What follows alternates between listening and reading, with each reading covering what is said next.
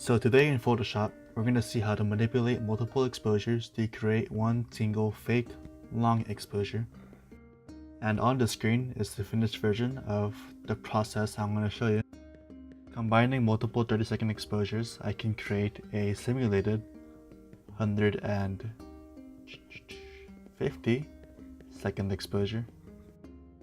So first you're going to go to Files, Scripts, load files into Stack. You're going to browse, it's going to open up the menu of all your images. Select your images, I chose 5. They're all the same shutter speed, same exposure. So you're going to do too, you're going to keep your images as similar as possible. Just click OK. So it's going to open up those 5 files. Select Create Smart Object and just hit OK. It'll take a while for Photoshop to stitch them all together, so just wait. And I'm actually going to cut to where it is finished to save us some time. Okay, so now it's finished. And from here you can just export this as it is, or what I did was I cropped it to my liking and messed with the colors a bit to make it pop some more. So yeah, that's just basically making a long exposure from multiple separate ones. Just keep in mind when you stitch together these photographs, the simulated shutter speed is going to be the sum of all the individual ones. Anyways, let's go over to Lightroom and I'll show you the next process, which is going to be HDR photography. So now we're in Lightroom, we're doing HDR. You're going to have multiple exposures, 3, 5, 7, it doesn't matter. Just some underexposed, some regularly exposed, and some overexposed.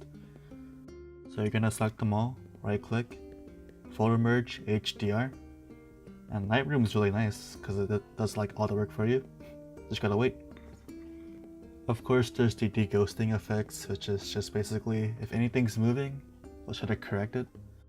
I'll put it on low because I had some birds flying around and I don't want those ghosting out my final image. Anyways, it does take a while, so I'm going to cut to where it's finished. Okay, so here's the HDR photograph in all its glory. If you want, you can go over to your highlights and blacks and whites, and if you just hold shift and double click, Lightroom will try to adjust the photo the way it thinks is going to be best, which is very handy. And if you want to take it even further, you can go to your presets, your color presets, and manipulate those.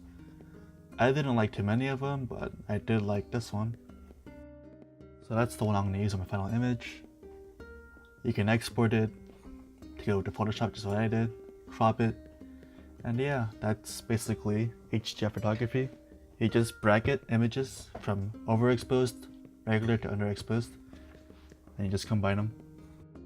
Well, I hope you guys learned something today, and if you didn't, I'm sorry, but I'll see you guys next time.